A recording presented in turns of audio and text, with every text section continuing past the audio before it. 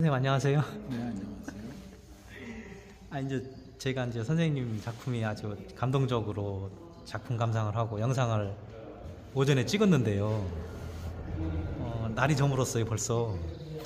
이게 이제 선생님하고 이제 긴 이야기를 나눴는데, 선생님 제가 어제 그저께쯤에 인터뷰를 다른 분들을 하는데, 우리가 이제 작품을 예.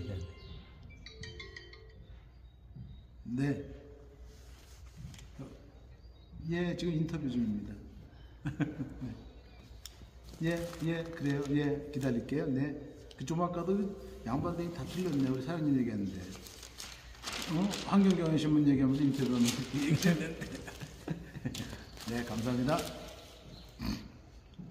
예, 신문사에서 전화 왔네요.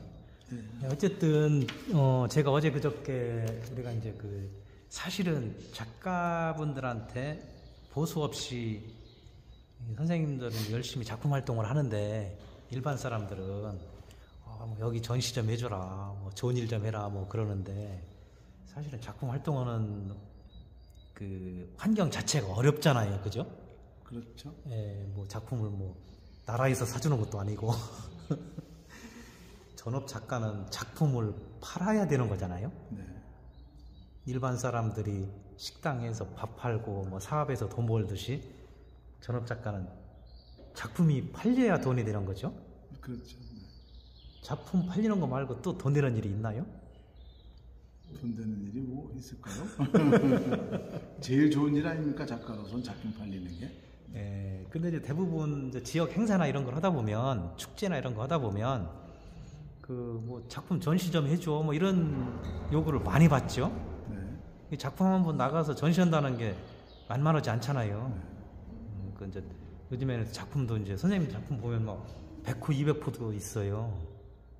100호짜리, 200호짜리 뭐 대작도 있단 말이에요. 그럼 이제 전시한다는 게 쉽지 않은데, 전시하는 환경도 중요하고. 근데 제가 엊그제 어디 전시장에 작가분하고 이야기하다가 요즘에는 뭐 장례식장, 뭐 화장터에서도 뭐 전시하더라. 그게 어딨냐? 그런 사례가 있다는 거예요. 근데 오늘 인터뷰 끝나고 선생님하고 이야기하다 보니까 선생님이 바로 그 주인공이 선생님이 바로 그 주인공이세요. 그 이야기 좀 조금 해주실까요? 고향시 어디죠? 벽제? 제가 벽제에서 고인과 유족을 위한 미술전을 2002년도 월드컵 시절에 그 시즌에 제가 하게 됐습니다. 네, 조금 크게 말씀해 주시겠어요?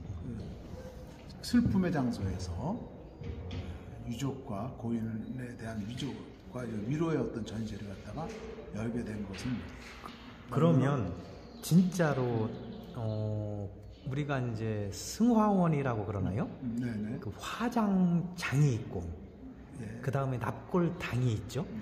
두 군데 중에 어디서 하셨다는 겁니까? 둘 다 했습니다. 둘 다. 그거 쉽지 않은데요. 그 선생님 혼자 하셨습니까?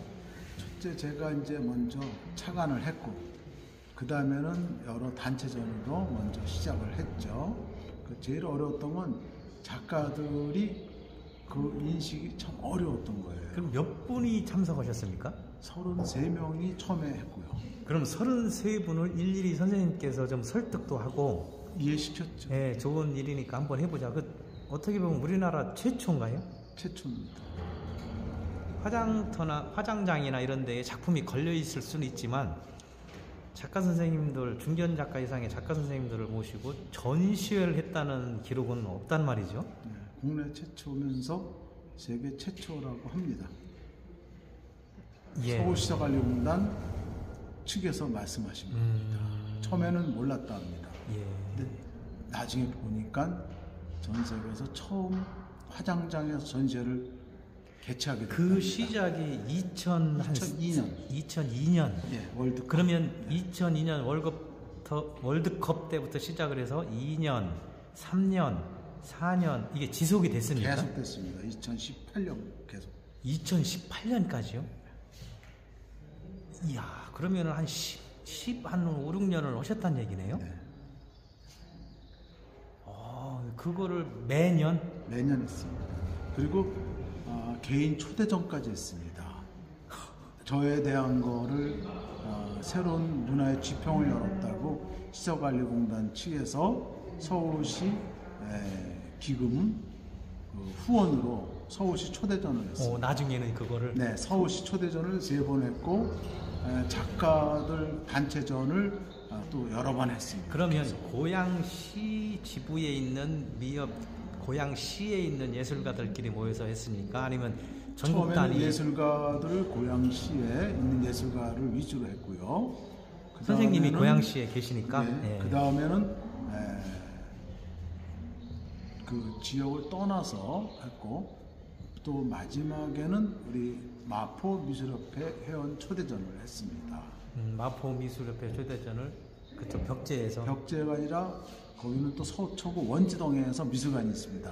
원지동의 화장장 안에 승하원 안에 그 안에서 유정급의 미술관에서 했습니다. 그러면 한번 나열을 해볼까요? 어디에 하셨는지? 제일 처음에 한 거는 벽제 승하원, 일명 화장장이라고 부르죠. 거기서 그동안 10여 년 동안 했고 그 다음에 한 1년 정도는 서초구 원지동에서 했습니다. 동시에 2개 다 했습니다. 신문이나 언론 매체에서 난리 났을 거 아닙니까? 서로가 뭐 앞다투어서 보도해주고 이슈가 됐네요, 그죠? 네, 그렇죠. 예. 앞다투었다기보다 그냥 이슈가 돼서 네. 그쪽에서 제의가 들어온 건가요? 처음부터 제의가 들어온 거예요. 예. 초대전입니다. 그러니까 초대전을 하기 전에 그 서울시설관리공단 측의 분들께서 아주 협조를 처음부터 저의 좋은 뜻을 알고 아주 물심양면으로 협조를 잘해줬습니다. 그건 조금 나중 이야기죠. 처음 이야기를. 그럼 처음에 선생님이 기획을 하신 거죠. 네, 제가 그러면 선생님 스스로 여기까지 가보자. 이런 슬픔과 위안이 필요한 곳에 병원 전시나 이런 건 하셨는데 아픈 사람들이 있는 곳엔 가셔서 하셨는데 죽은 자를 위한 위안도 필요하다.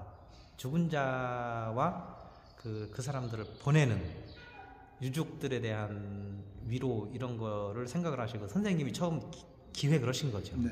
그러면 시설로 찾아가셨겠네요. 그렇죠. 거기서부터 말씀해 볼까요?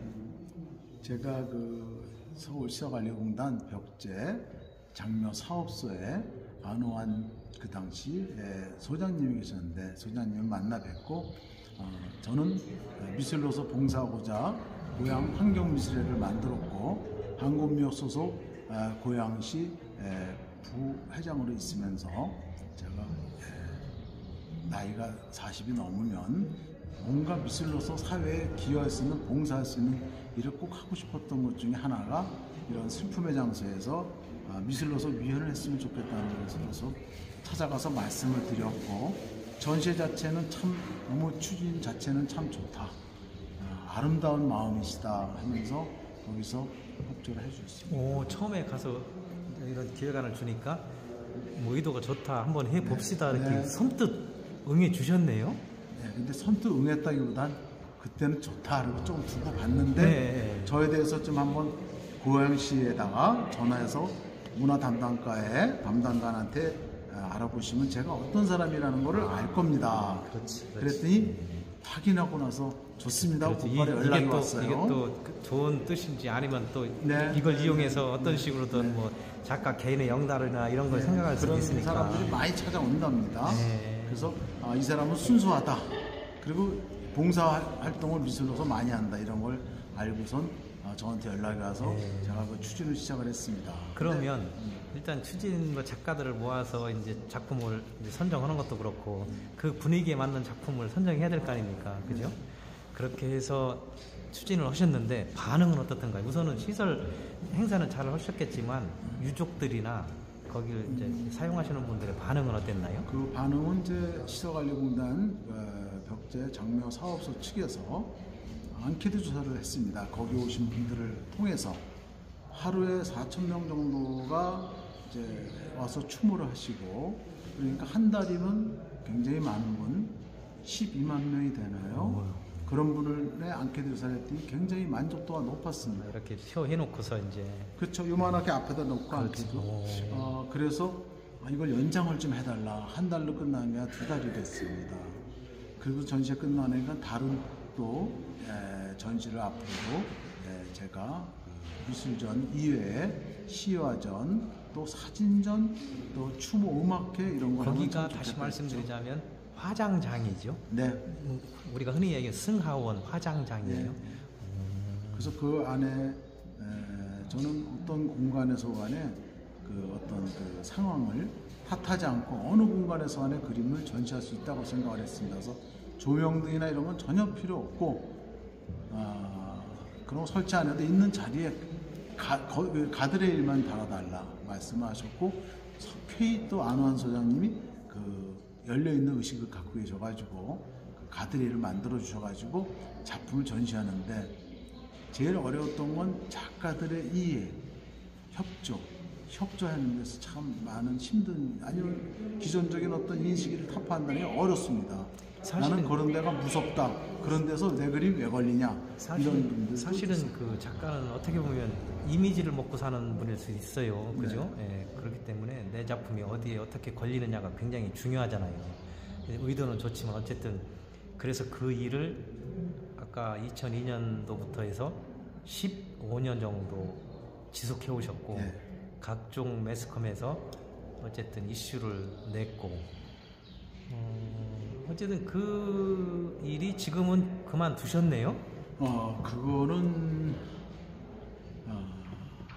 2000 자체적으로 이제 다른 작가들을 섭외해서 그 문화가 지속적으로 이어지고 있나요? 아니요, 그게 아니고요.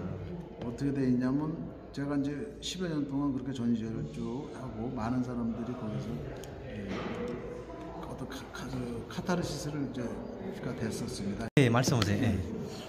그렇게 전시회를 쭉 하고 이제 그러면서 그 작가들께서는 거의 대부분이 이해라고 협조를 잘 해주셨습니다.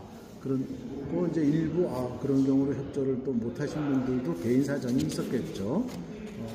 그리고 그러한 봉사를 쭉 계속 지속을 해왔고요. 거기에 나아가서 미술전만이 아니라 추모 음악회, 추모 사진전 말씀을 드렸습니다. 그 후에 2015년인가 18년도인가 봅니다. 그때는 서초구 원지동에 그 추모관이, 서울시 추모관이 생겨서 원지동에서 거기서도 아주 정말 미술관을 잘 멋있게 만든 곳에서 미술전시회를 또 했습니다. 그래서 마포 미술협회와 또 고양 환경미술인의 그 전시회를 거기서 단체전을 또 하고 많은 시민들께 유연이 되는 그런 자리가 됐었습니다. 그 선생님 잠깐만요. 아유, 선생님 이때만 해도 젊을 때네요. 몇 년 전이죠?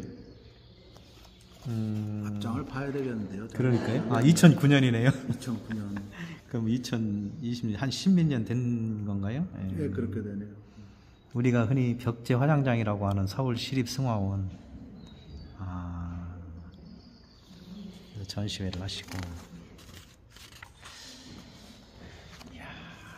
그래서 고양시에서 만든 책이 있죠. 예, 어쨌든 그래서 그 선생님이 어쨌든 문화의 한 획을 살짝 그으셨네요. 겸손하게 말씀드려서. 그 이후에 조금 가슴이 아픈 이야기는 나중에 다른 장소에서 하시자고요. 예. 어쨌든 그 어떤 일을 시작한다는 건 굉장히 어려운 일이고, 그 일이 한두 번이 아니고 10년 이상 지속된다는 거는 그건 대단한 거거든요. 우리가 어떤 일을 시작하면 보통 1회, 2회, 3회를 못 넘기잖아요. 근데 선생님께서는 15년을 우리가 감히 상상도 못하는 그런 공간에 17년 정도 될 겁니다. 17년 동안 우리 상상도 못하는, 상상은 하지만 실현하기 어려운 공간에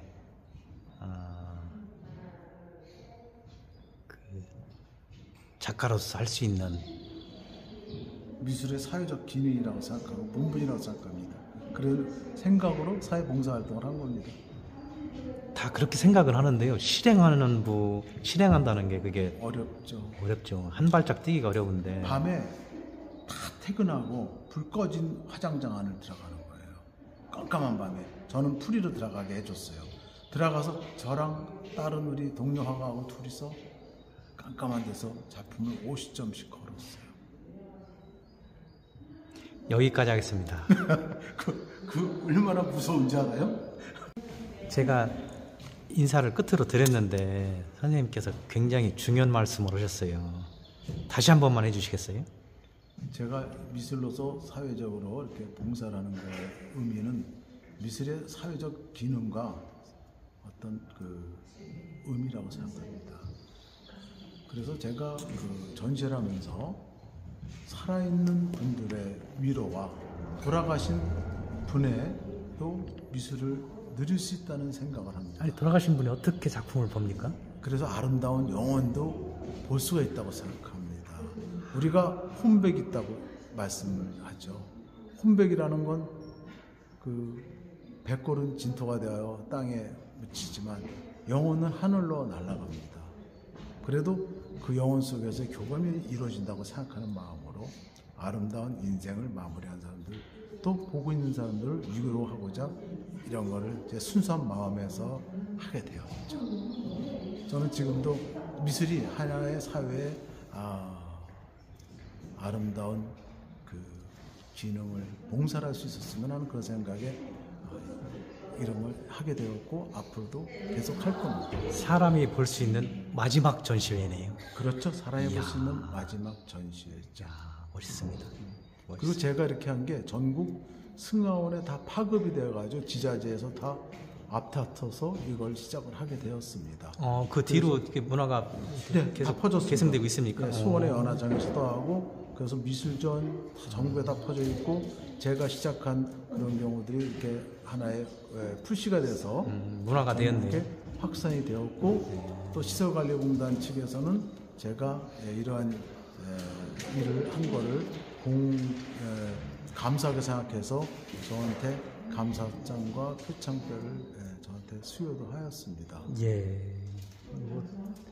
그건 당연한 거고요. 그거 보고 오신 건 아니죠? 전 생각지도 않은 걸 주셨고 또 서울시 초대전을 여러 번을 또 하게 되었고 개인전을 제가 거기서 초대전으로 3회나 했습니다. 그리고 다른 작가들도 역시 초대전을 하게끔 서울시에서 시설관리공단에서 그런 저희들이 열심히 노력한 거에 대해서 예술가에 대한 배려로 그런 걸 했고 또 그분들도 또한 기쁜 마음으로 전시를 했습니다. 잠깐만요. 여기서 끊어야 되겠고요. 선생님이야말로 진정한 산이네요. 산 그림을 그릴 만한 자격을 갖추셨네요.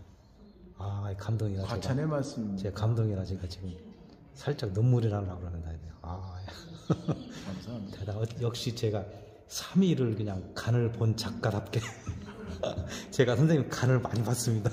저는 마음속에서 우러나온 거로 한 거죠. 네. 고맙습니다, 선생님. 감사합니다. 이러한 게 계속 연결됐으면 좋겠어요. 예. 제가 선생님은 장담하건대 30번은 제가 찾아뵙겠습니다. 네. 여기까지입니다. 이야, 삼총사가 모이셨네요. 어떻게? 안녕하세요. 야, 선생님, 우리가 지금 1시간, 2시간째 인터뷰를 하고 있는데요. 어떻게 인연이 이렇게 돼서 두 선생님께서 전시장에 오셨어요. 두 분은 어떻게 되시나요? 저희는 고양시의 이제 미술인들이고요. 예. 고양시에서 이렇게 작품 활동을 하시면서 같이 그 당시 그래서 지금 우리가 지금 승화원 얘기를 하고 있었잖아요. 2000년도 승화원 전시할 때 초대작 그때 같이 참여하셨던 분들 하신 훌륭하신 작가님이시고. 그러면요, 잠깐만요, 선생님. 그러면 선생님, 우리 여기 선생님께서 우리 화장장에 가서 전시하자 그럴 때 기분이 어땠습니까? 좀 새롭고, 우리가 전시하면은 꼭 어떤 미술관 그런 데서 하는 것이 고정화되어 있었는데, 요즘에는 깃발전 같은 것은 야외에서도 하고 하는데 굉장히 신선하고 좋았습니다. 아니 신선했습니까? 네, 신선했어요.